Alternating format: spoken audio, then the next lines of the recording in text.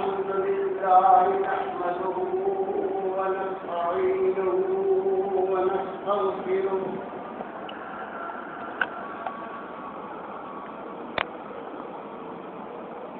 ونعوذ بالله من شرور أنفسنا ومن سيئات أعمالنا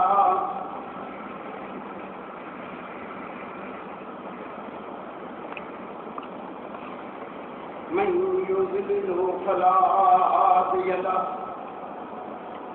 ونشهد أن لا إله إلا الله وحده لا شريك له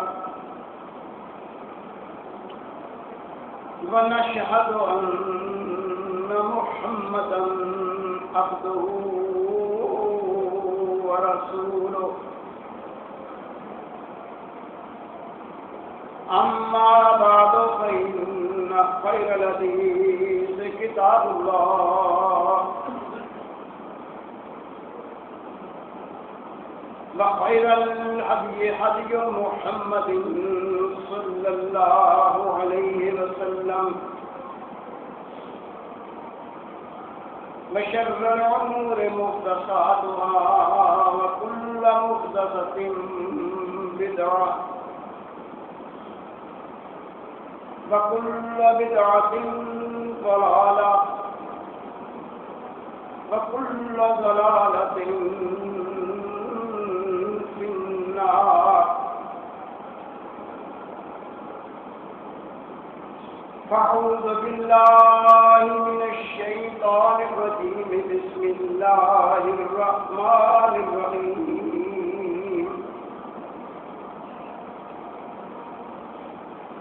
وقضى ربك ألا تعبدوا إلا إياه وبالوالدين إحسانا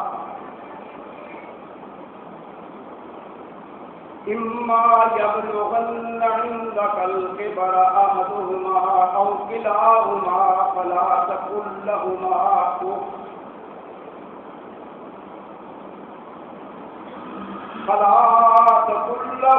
أف ولا تنهرهما وقل لهما قولا كريما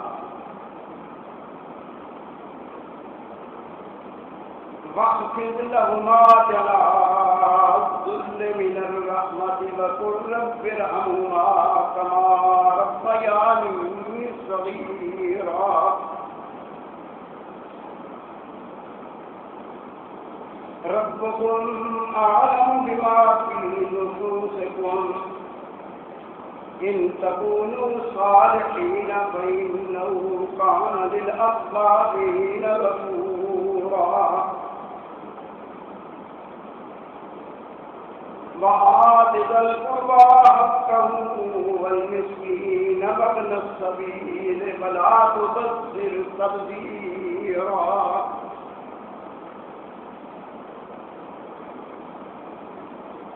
وقضى ربك تیرے رب نے اس بات کا فیصلہ کر دیا ہے اللہ تعبدوا الا اياه کہ کسی حال میں بھی اللہ کے سوا تم کسی اور کی عبادت نہ کرو وبالوالدین احسانا اور اپنے والدین کے ساتھ اچھا سلوک کرو اما یبلغن عندک الکبر احدهما او کلاہما اگر ان دونوں میں سے ایک یا دونوں تمہاری موجودگی میں بڑھاپے کو پہنچ جائیں فلا تقل لهما تو ان کے لیے اف مت کرو فلا تنهرهما اور کسی حال میں بھی ان کو مت ڈانٹو ڈپٹو وقل لهما قولا کریما ان کے لیے جب بھی بات کرو تو نرم مزاجی کے ساتھ بات کرو. واخفض لهما جناح الذل، اپنا بازو ان کے سامنے جھکا دو، ان کے سامنے اپنے آپ کو سلیم سمجھو، کمزور سمجھو. من الرحمت، رحمت کے باعث، ان کی شفقت کے باعث. وقل رب ارحمہما کما ربیانی صغیرا، اس معاملے میں تم کو بہت ہی مشکل پیش آئے تو اپنے رب سے دعا کرو کہ اے ہمارے رب ان دونوں پر رحم فرما، جیسا کہ انہوں نے میری بچپنے میں پرورش کی اور مجھ پر رحم کرتے رہے. ربکم اعلم بما فی نفوسکم، تمہارا رب خوب جانتا ہے جو تمہارے دلوں میں ہے، تمہاری جانوں میں ہے، تمہارے نفسوں میں ہے. ان تکونوا صالحین، اگر تم نیک بن جاؤ گے، اچھے ہو جاؤ گے، فإنہ کان للأوابین غفورا، اللہ کی ذات تو وہ ذات ہے جو اس کے سامنے جھک جائے وہ اس پر شفقت کا بازو کھول دیتا ہے. وآت ذی القربی حقہ، اپنے قریبی رشتہ داروں کا حق ادا کرو.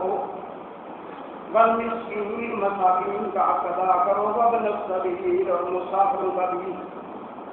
ولا تبذر تبذیرا،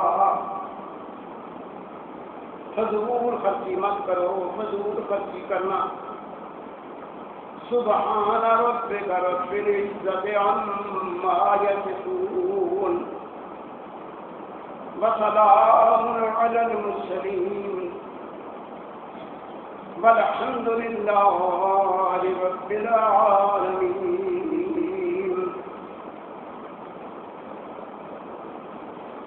عزیزان محترم، بزرگوں، عزیزوں اور دوستوں،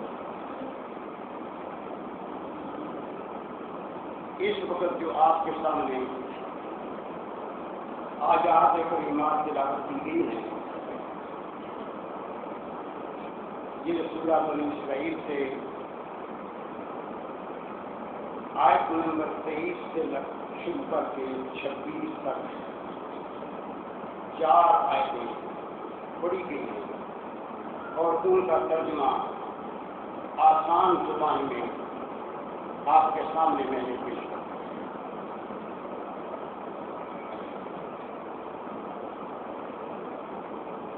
معاشرتی کمزوریاں ہر دور میں رہی ہیں.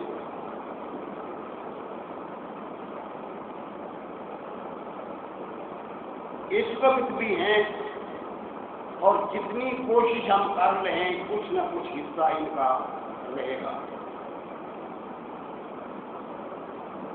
اس لیے کہ فطرت کا یہ تقاضا ہے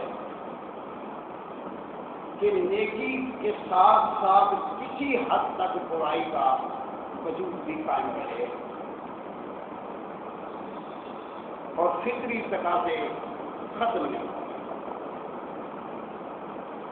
اگر برائی ہے، بہت برائی پھیل گئی ہے، پھر بھی نیکی کا وجود باقی رہے گا، اس کو ختم نہیں کیا جا سکتا. اس لیے کہ یہ ایک فطری چیز ہے اور فطری چیز کو مٹایا نہیں جا سکتا. اس میں اتار چڑھاؤ ہوتا ہے، کمی بیشی ہوتی ہے. کبھی ایک بندہ بہت اونچے نکل جاتا ہے، کبھی نیچے نکل جاتا ہے، لیکن فی نفس سے ہی دونوں میں سے کسی ایک کا وجود ختم نہیں ہوتا. حد الامکان کوشش یہ کرنی چاہیے کہ نیکی کی طرف رغبت کریں اور برائی سے جہاں تک بچ سکتے ہیں بچیں. لیکن جیسے میں نے پہلے عرض کیا ہے کہ جتنا بھی آپ بچنا چاہیں، جتنا بھی آپ بچیں، کسی نہ کسی مقام پر پھر غلطی ہو جائے گی۔ پھر اللہ رب کریم نے ارشاد فرمایا کہ جب کسی سے غلطی ہو جائے، کوئی بھول کر کوئی ایسی غلطی کر بیٹھے، برائی کر بیٹھے، تو انسان کے لیے لازم یہ ہے کہ جو ہی اس کو یہ احساس ہو جائے کہ میں نے غلطی کی ہے تو اللہ سے معافی کرو، اللہ معافی کرو۔ اپنے رب کے سامنے غلطی کا اعتراف کرے، نہ غلطی کو چھپائے اور نہ یہ ضد ہو کہ میں نے غلطی نہیں کی۔ اگر ان دونوں چیزوں میں سے کسی پر اڑ گیا کہ میں نے غلطی نہیں کی، یا غلطی چھپانے میں اڑ گیا اور چھپاتا ہی چلا گیا، بابر کرایا سچ میں کھا کھا کر کے کچھ اور کہہ کر کے جہاں تک بابر کرا سکا، دونوں ہی آداب صحیح نہیں۔ مختصر سے مختصر اس کا ازالہ یہ ہے کہ جو ہی احساس ہو کہ غلطی ہوئی ہے تو اللہ رب کریم سے معافی مانگے، اللہ کے سامنے ہاتھ پھیلائے اور اللہ کے سامنے اپنی غلطی کو دہرائے کہ میرے اللہ مجھ سے ہوئی ہے، میں یہ نہیں کہتا کہ میں نے غلطی نہیں کی ہے، ہو گئی ہے، معاف کرنا۔ اللہ کے پیغمبر صلی اللہ علیہ وسلم کا ارشاد ہے کہ وہ جو اس نے غلطی کی اور غلطی کر کے معافی مانگی ہے، اس معافی مانگنے سے ایک کو اس کی غلطی مٹ گئی ہے، ایک کو اجر کا مستحق ہو گیا ہے، مزید۔ مثال سے بات تفہیم کرائی، فرمایا آپ یوں سمجھیں کہ خدا نہ کرے آپ یا کوئی شخص مقروض ہو گئے، اپنی ضرورت کے لیے، جائز ضرورت کے لیے وہ قرض دیتا ہے، اللہ سے دعائیں کرتا ہے کہ اللہ مجھے توفیق عطا فرما دیجیے میں قرض لوٹاؤں، لیکن ہر حال میں مجبور تو ہے، کسی مجبوری کے ساتھ اس نے قرض لیا ہے، ادھر ادھر تو نہیں اڑایا۔ پھر وہ قرض دینے والا اتنا سخی ہے کہ اس نے کبھی نہیں دہرایا کہ یار تم کیوں مانگ رہے ہو، کیا کرنا ہے، کوئی تنقید نہیں کی، اس نے دے دیا۔ پھر اس کو ضرورت پڑی ہے، پھر مانگا، پھر وہ اس طریقے سے مانگتے مقروض ہوتے پتہ نہیں کتنا مقروض ہو گیا ہے، لیکن قرض اس نے ناجائز طریقے سے نہیں لیا اور ناجائز سے قرض نہیں کیا۔ ایسے قرض دینے والے سے کئی قرض لے چکے ہیں۔ ایک وقت آتا ہے کہ قرض دینے والا اعلان کر دیتا ہے کہ جتنے لوگوں نے مجھ سے قرض لیا تھا میں نے سب کو معاف کر دیا۔ فرمایا آپ یہ بتائیں کہ کس پر کتنا احسان ہوا، کتنا زیادہ مقروض تھا اور قرض معاف ہونے سے اتنا ہی بڑا اس پریشان ہو گیا۔ یہ مثال دے کر کے تفہیم کیا فرمایا؟ تفہیم یہ کرائی کہ انسان تو غلطی کرتا ہے، کرتا عمر گزرتے نکل گئی، بہت دور تک نکل گئی۔ اب تجھے خیال آیا، تیرے ذہن میں بات پیدا اوہ میرے سے بہت غلطیاں، اتنی غلطیاں کرنے کے بعد جب تو اپنے رب کے سامنے ہاتھ پھیلائے گا سچے دل کے ساتھ کہ اللہ مجھ سے غلطیاں ہوئی، معاف فرما دے، تو اللہ تیرے سارے۔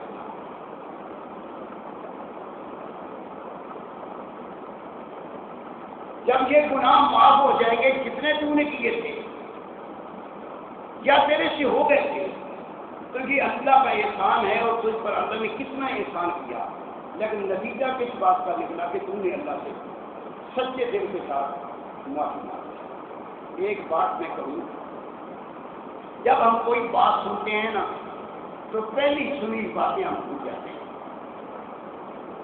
جب بھی کوئی بات سنیں تو پہلی باتیں جو سنی ہوئی ہوتی ہیں ان کو بھی ذہن نشین رکھنا چاہیے. پہلی سنی ہوئی بات یہ تھی، یہ بھی کتاب اللہ نے کہا ہے، اللہ کے رسول نے کہا ہے کہ اگر کسی انسان نے کسی انسان کا حق مارا ہے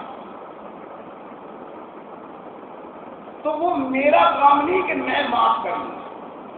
وہ جس کا حق مارا ہے یا وہ معاف کرے یا وہ اپنا حق لے لے. اس بات کو آپ ذہن نشین رکھیں.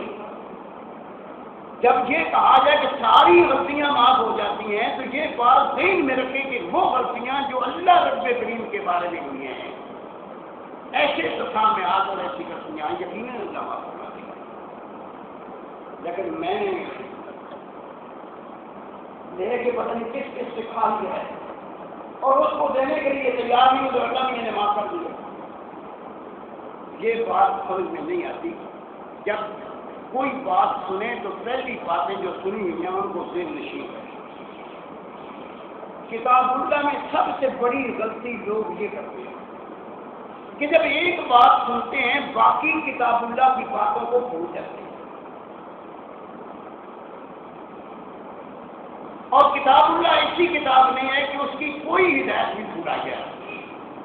ساری ہدایات اپنے مقام پر وہ ہدایات ہوتی ہیں لیکن اپنے مقام پر. میں نہیں کہہ سکتا کہ میں بات تفہیم کرا سکتا ہوں یا نہیں، اللہ کرے کہ بات سمجھ میں آ جائے. اگر کسی انسان کا حق مارا ہے، کسی کے ساتھ کوئی زیادتی کی ہے، آپ کو پتہ ہے کہ یہ میرے سے غلطی ہوئی ہے، ابھی جس کا حق مارا ہے، جس سے غلطی کی ہے وہ زندہ ہے. یہ تو کوئی دیر ہی نہیں لگتی. آپ تسلیم کرنے کے بعد یہ غلطی، یہ تیرا حق ہے، اپنا آپ لے لو جب آپ کر.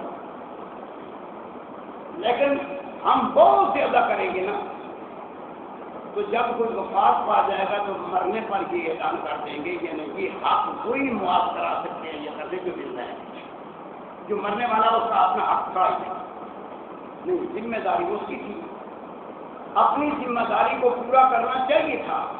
اگر نہیں کر سکتا تو آخری مرنا چاہیے. یہ تفسیر میں نے اس لیے کی ہے. میں پھر بات کو دوہرا دوں کہ جب ایک بات ہم سنتے ہیں تو باقی ساری باتیں بھول جاتے ہیں اور ایک کو یاد رکھتے ہیں. جب کسی اور بات کی ضرورت پڑے گی تو اس کو یاد رکھیں گے، باقی سب کو بھول گے. لیکن کتاب اللہ کی ہدایات ایسی ہدایات نہیں ہیں کہ ایک ہدایت آپ کے سامنے بیان کی جائے تو باقی ہدایات کو آپ بھول چکے. ہر ہدایت کا اپنا مقام ہے، ہر چیز کا اپنا مقام ہے اور اس مقام پر اس کو رکھنا چاہیے. فرمایا تیرے رب کا فیصلہ ہے. آپ میری طرف دیکھ رہے ہیں، میں آپ کی طرف دیکھ رہا ہوں. فیصلہ اس کو کہتے ہیں جس میں رد و بدل ممکن نہ ہو. آپ کا حق ہے کہ کسی کام کے کرنے سے پہلے چاہے جتنا سوچیں، لیکن جب فیصلہ کرنے کی اس کو کرنا ہے اور یہ یقینی طور پر یہ بات ہے کہ اس کو کرنا ہے، ہر اس کا حکم دیکھ لیا ہے، تو اب فیصلہ کرنے کے بعد فیصلے میں رد و بدل کرنا انسانیت ہی کے خلاف ہے. اللہ کا مقام بہت اونچا ہے. اللہ کی مثال انسانوں کے ساتھ دی جا سکتی ہے. یہ تو انسان کا مقام بھی نہیں ہے کہ ایک وعدہ کر دے، فیصلہ کر دے اور آج فیصلہ کیا ہے، آدھے گھنٹے 10 منٹ کے بعد اپنے فیصلے کو بدل دے. ہر آدمی کہہ رہا ہے اس کا کوئی اعتبار ہی نہیں. ابھی فیصلہ کرتا ہے وہ جا کر ادھر فیصلہ کرتا ہے وہ جا کر. تو میاں اللہ رب کریم کے بارے میں یہ ذہن میں رکھنا کہ اللہ نے جو فیصلہ کیا ہے، پھر اللہ چونکہ قادر ہے چاہے اس کو کرے چاہے نہ کرے. اگر ایک انسان کے لیے ایک کام کر جائے تو اللہ اس کی تو شان ہی بہت اونچی. عین ممکن ہے کہ کوئی فیصلہ کرنے کے بعد انسان مجبور رہ جائے، اللہ کبھی مجبور نہیں. یہ اللہ کی طاقت کا معاملہ ہے. کہ طاقتور مجبور نہیں ہوتا، ہماری کمزوری ہے کہ اپنی کمزوری کے باعث ہم مجبور ہو جاتے ہیں۔ اللہ کمزور نہیں ہے، لہذا وہ مجبور نہیں ہوگا۔ یہ جو ہمارے ذہن میں چیز بچھا دی گئی ہے کہ چونکہ اللہ قادر ہے وہ چاہے تو ہے۔ میں یہ بات اس لیے دوہرا رہا ہوں کہ بدقسمتی سے ہمارے لٹریچر میں یہ چیزیں ریٹن موجود ہیں کہ چونکہ اللہ قادر ہے، قرآن میں اللہ نے کہا ہے کہ میں نیک لوگوں کو جنت دوں گا اور بروں کو، مشرکوں کو، کافروں کو دوزخ پھینک دوں گا۔ چونکہ اللہ قادر ہے، اللہ اگر نیکوں کو دوزخ میں پھینک دے، بروں کو جنت میں داخل کر دے تو یہ کوئی جاتی نہیں۔ جب اس مقام پر پہنچتے ہیں نا تو میں انکار کرتا ہوں۔ کیوں انکار کرتا ہوں؟ اپنی طرف سے نہیں، ان آیات کے پیش نظر کہ اللہ کہتا ہے کہ جس بات کو میں فیصلہ کرتا ہوں میں اس بات کو پھر بدلتا ہوں۔ یہ کلمہ سکھ ہے، یہ اللہ کی بات ہے، یہ فیصلہ ہے۔ تو فیصلہ ہونے کے بعد اللہ کمزور نہیں کہ فیصلے کو بدلے۔ اللہ ایسا نہیں ہے کہ اس کی سمجھ میں پہلے بات نہیں آئی تھی جب اس نے فیصلہ کیا تھا، فیصلہ کرنے کے بعد اس کی سمجھ میں بات آئی ہے کہ میرے سے فیصلہ غلط ہو گیا۔ اللہ ایسا، اللہ اسی لیے کہا ہے سبحان اللہ، اللہ ان کمزوریوں سے پاک ہے۔ اور جو کمزوری ہے اس کو آپ طاقت سمجھیں، اور جو طاقت ہے اس کو کمزوری سمجھیں کہ بابا اس کا علاج میرے پاس نہیں۔ آپ کو غلطی اس لیے لگتی ہے، آپ سمجھتے ہیں کہ ہم سارے جتنے پاکستان میں رہتے ہیں سب سے زیادہ حکومت ہماری طاقتور ہے، اور حکومت سے سب سے بڑا آدمی جو ہے، حکومت میں سب سے بڑا آدمی جو ہے وہ آج وعدہ کرتا ہے 10 منٹ کے بعد کہتا ہے میں نہیں پورا کرتا، اور ڈرنے سے کہتا ہے۔ ہم سمجھتے ہیں کہ چونکہ اس کے پاس طاقت ہے، اس نے کہا میں نہیں پورا کرتا تو پوری کابینہ کا کہ حق ہے، نہیں پورا کرتا تو ہم بھی کہتے ہیں کہ تو نہیں پورا کرتا، ایسی بات ہے۔ لیکن معاملہ درد یہ ہے، آپ سمجھ نہیں رہے۔ بلّہ العظیم اس نے نہایت کمزوری کا اعتراف کیا ہے کہ میں نے وعدہ کیا تھا لیکن نہیں پورا کرتا، میں طاقتور نہیں کمزور ہوں۔ یہ اس کی کمزوری سے باعث ہے۔ آپ سمجھنے کی کوشش کریں اور اس طاقت کا اندازہ نہ لگائیں، اس لیے کہ جس طاقتور کو آپ نے طاقتور سمجھا اس سے بڑے بڑے طاقتور بھی موجود ہیں، اور اس پر اللہ کو تشبیہ نہ دیں۔ رات کو بھی یہی بات ہوئی تھی، مجھے نہیں معلوم کہ آپ میں سے کون سا قوم نہیں تھا کہ لا تضربوا للہ الامثال، اللہ کے لیے مثالیں نہ بیان کرو، یہ مثال نہ دو کہ ہماری حکومت اتنی طاقتور ہے اور طاقتور ہونے کے باوجود آج وعدہ کرتی ہے کل کہتی ہے نہیں پورا کرتے، تو آپ سمجھتے ہیں کہ جس طرح یہ طاقتور حکومت ہے اس طرح اللہ بھی طاقتور ہے۔ اللہ وہ طاقتور ہے کہ اگر اس نے کہا ہے کہ میں نے یہ کرنا ہے تو اس نے ہو کے دینا ہے۔ ادھر آپ کرتے ہیں کہتا ہے کن فیکون ہو جاتا ہے، ادھر آپ کہتے ہیں کہ نہیں جی اس کی آپ طبیعت ہی نہیں رہی، اس کا دین ہی نہیں مانتا۔ اللہ کے لیے اس طرح کی مثالیں، کمزوری کو طاقت سے تشبیہ، کمزوری کو کمزوری مان لیں، کمزوری کو طاقت قرار نہ دیں۔ بات ہو رہی تھی کہ بقضاء ربک، تیرے رب نے یہ فیصلہ کر دیا، اور آگے میں نے تھوڑی سی مزید وضاحت کی ہے کہ جس بات کا اللہ فیصلہ کر لیتا ہے نا اس کے بارے میں خود قرآن نے کہا، تو کہتا ہے کون تو فیکون، اس میں رد و بدل کا سوال پیدا الفاظ، یہ فیصلہ کی گئی بات اللہ کے فائدے کے نہیں مخلوق کے فائدے کے لیے۔ اگر اس میں مخلوق اوپر نیچے کرے گی تو نقصان مخلوق کا ہے، خالق کا نہیں۔ اس کے باوجود کہتا ہے کہ لوگوں میں نے فیصلہ کر دیا ہے، تاکہ تمہیں طاقت آنی چاہیے کہ اس معاملے میں اللہ کا فیصلہ ہے تو میں نے وہ ایسا کرنا ہے جیسے اللہ کا فیصلہ، میں نے اللہ کے فیصلے کے خلاف نہیں۔ اگر تو فرما بردار ہے، مسلمان ہے، ماننا ہے تو نے اس دین کو، ماننا ہے اس کتاب اللہ کو، تو تیرا حق یہ ہے کہ کچھ بھی حالات ہوں لیکن میں نے اللہ کے فیصلے کے خلاف نہیں کرنا۔ بقضا رب کا، تیرے رب کا یہ فیصلہ ہو چکا ہے، کس بات کا؟ اللہ تعبدوا الا اياه، کہ جب بھی تم عبادت کرو جس کو عبادت کہتے ہو، عبادت کا مفہوم شاید کچھ ذہن میں آیا ہو، میں نے رات کو کوشش کی تھی کہ آپ سمجھ جائیں اللہ کرے کہ عبادت چیز کیا ہے، عبادت کو کیوں عبادت کہتے ہیں؟ ہم صرف یہ نماز میں آئے، جب تک نماز پڑھتے رہے ہم نے سمجھا کہ ہم عبادت کر رہے ہیں، نفل سے فارغ ہوئے، نماز سے فارغ ہوئے، فرض سے فارغ ہوئے تو آپ عبادت میں نہیں گئے۔ اللہ رب کریم نے کہا آقم الصلاۃ وامر بالعرف وانہی عن المنکر،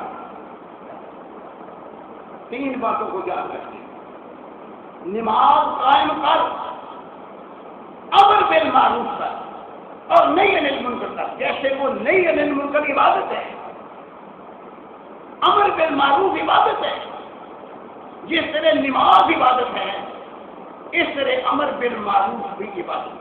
امر بالمعروف کا مطلب ہے نیکی کا خود کرنا اور دوسروں کو نیکی کا خود دینا، یہ عبادت ہے۔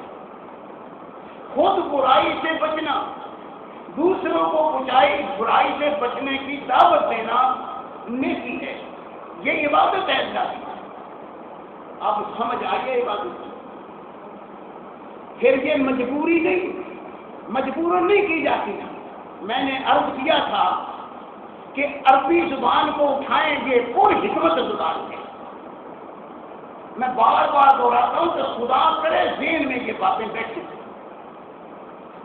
عبادت کو اس لیے عبادت کہتے ہیں کہ عربوں کے ہاں ایک پودا ہوتا ہے خود رہو، اور اونٹ اس کو بڑا رغبت سکھاتا ہے، جب اونٹ کو اس کی روح آتی ہے نہ دوڑتا ہے، شوق سکھاتا ہے۔ پھر جن لوگوں نے ساری زندگی اس پر تجربات کی ہے وہ کہتے ہیں کہ کھاتا ہے تو اس کو پانی کی طلب ہوتی ہے، جب رج جاتا ہے تو پانی کی تلاش نہیں، پانی پیتا ہے تو پیتا چلا جاتا ہے۔ اور یہ دونوں چیزیں غذائیں، رج کے ملے کھانے کو اور پینے کے لیے پانی ملے اللہ ہضم کر دیتا ہے۔ تو جانور ہے، انسان کے بارے میں آئے ہو جاتے ہیں جب ماشاءاللہ، کیا سمجھے آپ؟ ٹائم پر کھانا ملے اور انسان کھائے ٹائم پر صحیح طریقے سے، بڑی اللہ کی مہربانی اور رحمت ہے۔ کہنے کا مطلب یہ تھا کہ یہ اونٹ رغبت سے کھاتا ہے، پھر مشقت برداشت کرتا ہے، تکلیف برداشت کرتا ہے، پیاس جب بجھ جاتی ہے تو اللہ رب کریم اس اونٹ کو فرما کرتا ہے۔ اور وہ کہتے ہیں کہ وہ اونٹنی جو یہ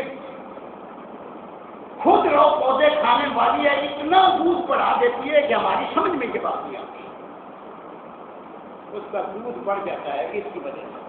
کیوں؟ اس لیے کہ کرتا ہے، کھاتا ہے رغبت سے۔ عبادت کو عبادت اس لیے کہتے ہیں کہ رغبت کے ساتھ کی جائے، دل اٹک جائے عبادت میں، دل پہچان آئے، پریشان ہو جائے، جب وقت کا انتظار کرے انسان کی کب وقت آئے گا، یہ دل کے اندر اچھا محبت پیدا ہو۔ عبادت کا یہ مفہوم ہے کہ وہ مجبوراً نہ کی جائے بلکہ خوشی کے ساتھ، محبت کے ساتھ، پیار کے ساتھ، اس طلب کے ساتھ کہ میں نے دوسری بات میں نے رات کو بھی عرض کی تھی کہ جب کوئی آدمی ذہنی طور پر کسی صحیح چیز میں مصروف ہوتا ہے تو باقی چیزیں بھول جاتا ہے۔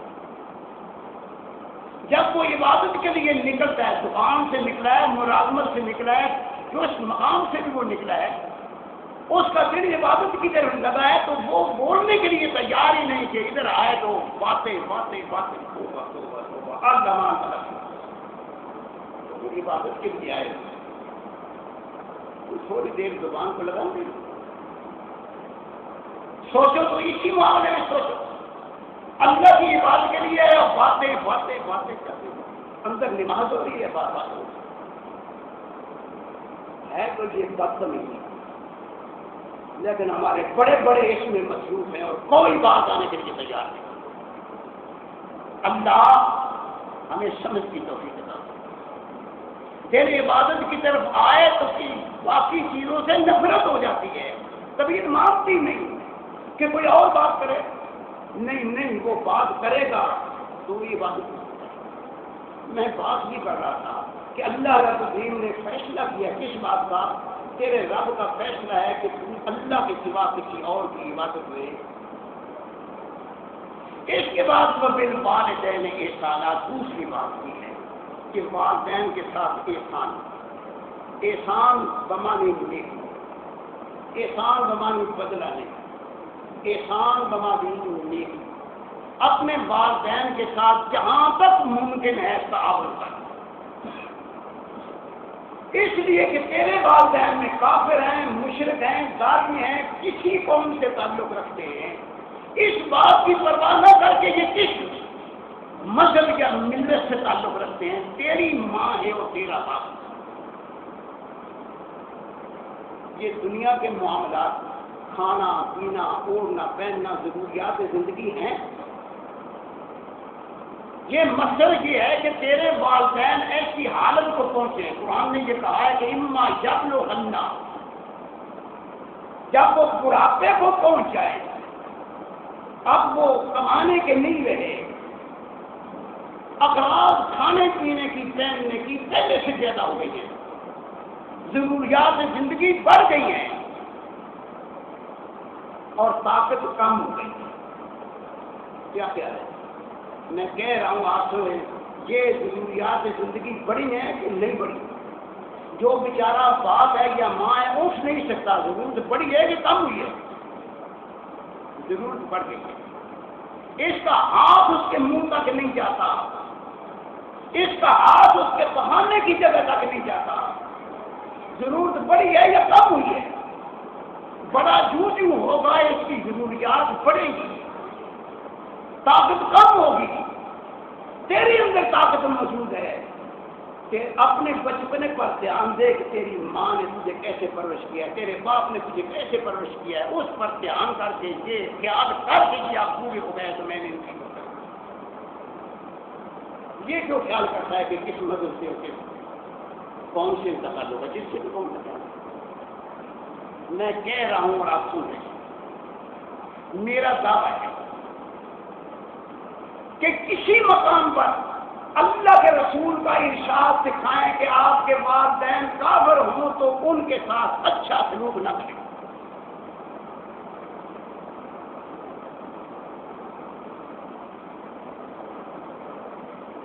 آج حدیث کے روایت اللہ آپ کو توفیق عطا کرتا ہے. اٹھائیں بخاری کو مسلم. سیدہ عائشہ صدیقہ فرماتی ہیں یا رسول اللہ صلی اللہ علیہ وسلم، مکہ آپ نے چھوڑا، اللہ نے مکے والوں کو عذاب میں مبتلا کر دیا اور عذاب فاقہ کا، کھانے پینے کو کچھ نہیں ملتا، بلک گئے ہیں وہ لوگ. اور ابھی سال ایک گزرا ہے، دوسرا سال شروع ہو رہا ہے. میری ماں آئی ہے، میرے پاس آ گئی ہے اور آ کر کے انہوں نے کہا ہے کہ میں غرض مند ہوں، اس ان چیزوں کی مجھے ضرورت ہے اور عائشہ تیرے پاس آئی ہوں تو تم میرے ساتھ تعلق کر. فرماتی ہیں میں نے بات تو ماں کی سنی ہے لیکن میں خاموش ہوں کہ یہ کافرہ ہے. اب میں اندر بھی آنے دوں، اس سے بات بھی کروں، اس کی غرض بھی پوری کروں یا نہ کروں. یہ پوچھ کے جائے کہ پوچھ کے آؤ پیغمبر سے کہ دیر نہ ہو. کدھر گھر میں معاملہ یہ ہے، وہ تو آئیں گے فراغت پائیں گے، پتہ نہیں کتنے کتنے گھر ہیں، کن کن گھروں میں جائیں گے، تو یہ معاملہ میرے گھر میں ہے، پوچھ کے آؤ. پوچھنے والے نے پوچھا، آپ نے بڑھ لگا بغیر سمجھ فرمایا جاؤ عائشہ کو کہہ دو کہ اگر تو اس کے ساتھ احسان کرے گی تو 2 اجر ملے گا، ایک ماں ہونے کا، ایک اس کی غرض پورا۔ میں اتنی ہی بات کہہ سکتا ہوں، اس سے آگے میں منکر حدیث ہوں، یہ حدیث تو مانتا ہوں بابا، یہ فیصلہ، یہ حدیث تو میری جان ہے، واللہ عظیم جان ہے۔ اور میں حیران ہوں کہ جب ہمارے علماء یہ بتاتے ہیں کہ مشرک باپ ہو تو ہاتھ بھی نہیں ملانا، آئے آئے، پھر میں نہ روؤں نہ پیٹوں، یار کروں کیا؟ اللہ ہمیں سمجھ کی توفیق عطا کرے۔ یہ بات میں نے اس لیے کہی ہے کہ یہ ہماری معاشرتی زندگی کا ایک مسئلہ ہے، اور معاشرتی زندگی میں بے شمار کمزوریاں ہیں، اور سب سے بڑی کمزوری یہ ہے کہ آج ہم نہ والدین کے ساتھ وہ سلوک کر رہے ہیں جو اللہ کے رسول کا حکم ہے، اور نہ عزیز و اقارب کے ساتھ وہ سلوک کر رہے ہیں جو ہونا چاہیے۔ ذرا خیال کریں، دنیا میں ہم رہ رہے ہیں، بے شمار مقامات ہیں جہاں ہمیں تکلیف پہنچتی ہے، دکھ پہنچتا ہے، اور برداشت کر جاتے ہیں۔ ہماری جتنی قریب کی رشتہ داریاں نہیں برداشت کرتے تو ان قریب کی رشتہ داریوں کی غلطیوں کو معاف نہیں کرتے۔ میں خاموش رہتا ہوں یار تمہیں توجہ دلانے کے لیے کہ ذرا غور تو کریں کہ کیا باقی ہم ایسا کر رہے ہیں؟ یعنی جتنی عزیز داری زیادہ ہے، بھائی بھائی سے، باپ بیٹے سے، بیٹا باپ سے بات کرنے کے لیے سیدھے منہ تیار ہی نہیں۔ کوئی اختلاف ہے کہ وہ چاہے جو بھی ہے، دینی ہے، مذہبی ہے، سیاسی ہے، بھائی اختلاف اپنے مقام کا ہے، باپ کا مقام ایک اپنا مقام ہے۔ ذرا پیچھے چلیں، اللہ اکبر، ہماری تفہیمات بڑی اچھی ہے۔ ہم نے سمجھا ہے کہ نبی زیادہ ہو تو وہی نبی ہو سکتا ہے، ورنہ نبوت تو آتی نہیں۔ نبی زیادہ نبی ہوتا ہے، جیسے نمبردار کا بیٹا نمبردار، مولوی کا بیٹا مولوی بن جاتا ہے، حجام کا بیٹا حجام بن جاتا ہے، شاید ہی سے نکلے نبی کا بیٹا نبی بن جاتا ہے۔ اللہ رب کریم نے کھول کر بیان کیا، فرمایا دیکھو ابراہیم علیہ السلام نبیوں کا دادا بنایا ہم نے، لیکن باپ پکا کافر ہے، اس کے کفر میں شک ہی نہیں ہے۔ باپ کافر ہے اور بیٹا اللہ کا نبی اور رسول ہے۔ مانتے ہو؟ پھر یہ نبی کا بیٹا ہی نبی ہوتا ہے۔ باپ کافر ہے، بیٹا نبی ہے، دونوں کی آپس میں چھڑ گئی ہے۔ باپ کہتا ہے ابراہیم نکل جا، اگر تم یہاں سے نہ نکلا میری آنکھوں سے دور نہ پتھر مار مار کر کے ہلاک کر دوں گا۔ بات ہے نا، ابراہیم علیہ السلام کی طرف سے جب بھی آواز آتی ہے کہ یا ابتی لا تعبد الشیطان ان الشیطان کان للانسان، تم مجھے ایک بار نکالے گا میں 10 بار نکالوں گا، ایسی بات نہیں، نہ تیرا حق ہے، تو نکالے گا تو میں نکل جاؤں گا، ضد نہیں کروں گا، علاقہ چھوڑنے کا قاعدہ چھوڑ جاؤں گا، جب تک کہتا رہوں گا کہ میرے باپ تو میرا ہے، لیکن اس معاملے میں تجھے غلطی کرنی، لیکن میں تجھے باپ مانتا ہوں، اس لیے تیری حکومت الٹی نہیں کروں گا، تیرے سامنے یہ نہیں کہوں گا کہ میں نہیں نکلوں گا تو نکلے گا، نہ تو مجھے کہے گا میں نکل جاؤں گا۔ میں کہہ رہا ہوں آپ سن رہے ہیں، ذرا دھیان داری سوچے کہ ابراہیم نکلے بھی کہ نہیں نکلے۔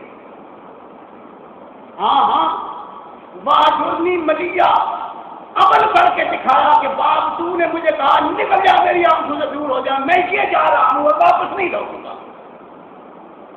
پھر ابراہیم گئے واپس، ایک مقام باپ کا مقام ہے، بیٹے کا مقام بیٹے کا ہے، وہاں نیکی بدی اچھی برائی یہ معاملہ ہر انسان کا اپنا اپنا ہے۔ باپ اپنے اعمال کا جواب دہ ہے، بیٹا اپنے اعمال کا جواب دہ ہے۔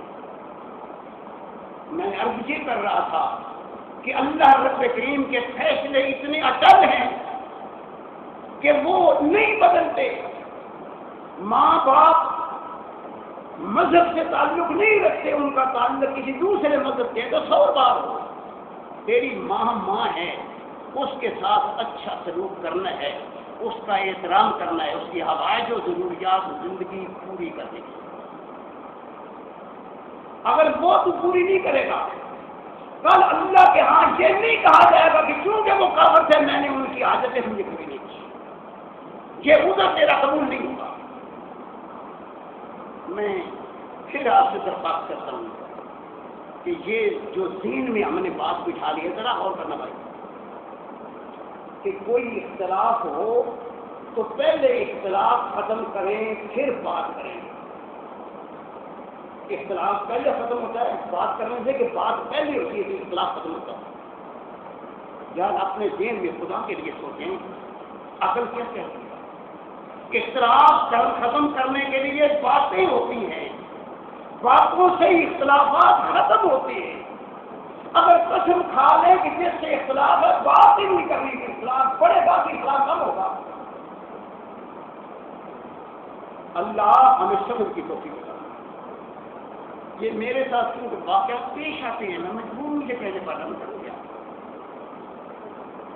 جی ہمارے اختلاف ہے، اگر میرا آپ کا میرے ساتھ ہے تو میرا نہیں۔ اختلاف ایک طرف سے ہوتا ہے کہ دونوں طرف سے ہوتا ہے؟ اختلاف کو کیسے اس طرح جو آپ کہیں میں ہاں کرتا رہوں تو اختلاف ہے؟ اسی لیے میں آپ کو کہتا ہوں کہ جب میری بات سنتے ہیں ہاں کرتے ہیں، ادھر سے سنتے ہیں ہاں کرتے ہیں، خدا کے لیے سوچ کے ہاں نہ کریں، تاکہ ہاں ہو تو ہاں ہی رہے، پھر نہ ہو جائے، اگر نہ ہو تو پھر نہ ہی رہے، ہاں نہ ہو۔ اس لیے بات کو سمجھنے کی کوشش کرو، جو کہو سارے لاؤ یا زبان ہی لاؤ، سمجھ سوچ کر ہی لاؤ۔ اللہ تو بات کیا ہو رہی ہے؟ اللہ کا فیصلہ ہے کہ اللہ کے سوا کسی کی عبادت نہ ہو۔ دوسرا فیصلہ یہ ہے کہ تیرے والدین تیری موجودگی میں بوڑھے ہو جائیں، ان کی غرض دنیوی غرض آپ کو پورا کرنا ہے۔ اس غرض کو اگر آپ نے پورا نہ کیا تو اللہ کے ہاں آپ کو جنت قرار پائیں گے۔ یہ اللہ کا فیصلہ ہے، اور پھر میں یہ کہوں کہ اللہ فیصلہ نہیں بدلتا۔ اسی لیے یہ کہا تھا کہ آشا ٹھیک ہے جو تو کہتی ہے، لیکن اس کے ساتھ احسان کرنا، دوہرا اجر ملے گا، ایک ماں ہونے کا، ایک احسان کرنے کا، سلوک اچھا کرنے کا، اس کی غرض پوری کرنے کا۔ اللہ سمجھ کی کوشش کرتا فرمایا تیرے سامنے بوڑھے ہو جائیں، ایک ہو جائے یا دونوں، فلا تقل لهما اف، ان کے لیے اف تک نہ کہے، بات سن، جہاں تک تیری تفہیم ہو سکتی ہے تفہیم کرانے کی کوشش کر، اگر نہیں تفہیم ہوتی تو اللہ سے دعا کر سکتا ہے، لیکن ان کے سامنے اف بھی نہیں کر سکتا۔ اس لیے کہ جوں جوں انسان کے قوا کمزور ہوتے ہیں غصہ بڑھتا ہے، غصہ بڑھتا ہے۔ حدیث میں آتا ہے صحیح بخاری میں کہ ایک دن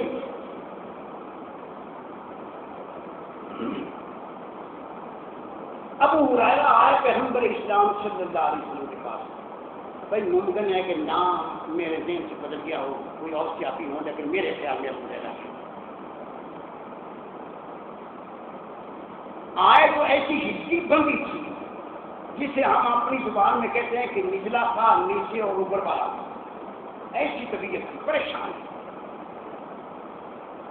فرمایا کہ میرے بھائی میرے ساتھی اتنی پریشانی تو میں نے کبھی نہیں آپ نے دیکھی، کون سا ایسا کوئی نیا معاملہ ہو گیا کتنے پریشان ہو گئے ہو؟ فرمایا یا رسول اللہ بڑی سخت پریشانی یہ ہے کہ گھر ماں کہتی ہے کہ اگر جس کا تو کلمہ پڑھتا ہے اس کو نہ چھوڑا تو میں کھانا نہیں کھاؤں گی، اور آپ کی طرف آتے ہیں، آپ کہتے ہیں ماں باپ کی فرما برداری اور تابع داری میں اصل حکمت ہے، تیرا دین ماں ہے، تیرا جنت ماں ہے۔ میں ایسا درمیان میں لٹک گیا ہوں کہ کچھ سمجھ نہیں آتی کہ کروں تو کیا کروں، جاؤں تو کیا۔ ماں تو ضد ہے، ادھر کی بات سنتا ہوں ادھر کا معاملہ سنتا ہوں تو سمجھ میں کچھ نہیں آتا، پاگل ہو گیا ہوں اس بات نے مجھے پاگل کر دیا۔ فرمایا اس کا علاج تو صرف ایک ہی ہے، تو بھی اللہ سے دعا کر، میں بھی تو بھی دعا کر، میں بھی دعا کرتا ہوں۔ اللہ نے دعا قبول کی، اور ادھر قرآن میں یہ کہا کہ جب ایسی بات آ جائے تو قل رب ارحمہما کما ربیانی صغیرا۔ یہ بات عملاً بھی سکھائی پیغمبر نے، اللہ رب کریم نے حکماً بھی یہ بات کہا کہ جب ایسی تنگی آ جائے، کسی ایسی مصیبت میں مبتلا ہو جاؤ کہ ماں باپ پر ضد ہو جائے اور ایسی ضد کریں جو آپ پوری نہ کر سکیں، تو پھر کیا کریں؟ اللہ سے دعا کریں کہ اللہ اب تو ہی اس کا فیصلہ فرما دے، میرے اختیار میں یہ بات نہیں۔ اور یقیناً اگر آپ اللہ سے دعا مانگیں گے تو جس طرح اس سائل کی دعا پوری ہوئی تھی انشاءاللہ آپ کی رب ارحمہما کما ربیانی صغیرا۔ اللہ فرماتے ہیں ربکم اعلم، تمہارا رب جانتا ہے سارے ان معاملات کو، تمہارا رب اس کو نہیں پتا کہ والدین کافر ہیں یا مسلمان ہیں، کس مذہب و ملت سے، اللہ کو نہیں پتا۔ یہ ساری باتیں اللہ کو معلوم ہے، اس کے باوجود کہتا ہے کہ ان کا احترام کر، لہذا آپ کو ان کا احترام کرنا ہے۔ والدین بزد ہیں، اللہ ان کی سمجھ، ان کو سمجھ عطا فرمائے، لیکن بزد ہیں، غلط ضد نہ پوری کرے لیکن خاموش رہے کا مطلب آگے بولیں تو نہیں، ادھر ادھر کی باتیں تو نہ بنائیں ان کے ساتھ۔ ایک بات اور سنو، اللہ نے ارشاد فرمایا ہے وَاخْفِضْ لَهُمَا جَنَاحَ الذُّلِّ، ذلت کا بازو ان کے سامنے چھپا لے۔ میں نے لفظ بولا ہے جناح کا، اور جہاں بڑے بڑے لوگ پڑھے لکھے ہیں، جناح کہتے ہیں پرندوں کے بازو، وجناح ہے پرندوں کے بازو کو، اور یہ میں پرندہ ہوں جس کی بات کی جا رہی ہے، آپ پرندے ہیں، آپ لفظوں کی بات بھی کرتے ہیں، کچھ سمجھنے کی کوشش بھی کریں کہ بازو کہاں کیوں ہے، اس بازو کو جناح ہی کہتے ہیں، اور کوئی نام اس کا نہیں ہے، نام اور بھی ہیں لیکن جناح میں ایک خاص حقیقت ہے، اس لیے کہ جب پر پھیلاتا ہے نا جانور، ان پروں کو جب اڑتا، آپ چیل کو کمبے کو دیکھیں، جب اوپر سے نیچے کو جائے گا نا تو آپ ایسے خاموش پر کرتے ہیں، جب اوپر اڑ گئے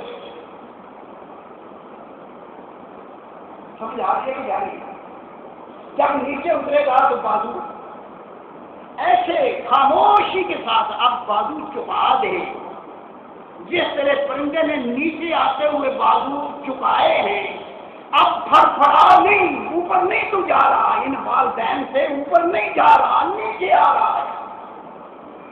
کیا سمجھے آپ؟ ان والدین کے سامنے آپ اب نہیں ہو رہے، اب نہیں ہونا، اوپر نہیں جانا، والدین کے سامنے نیچے اترنا، اور نیچے اتریں گے تو بازو چھوٹ جائے گا۔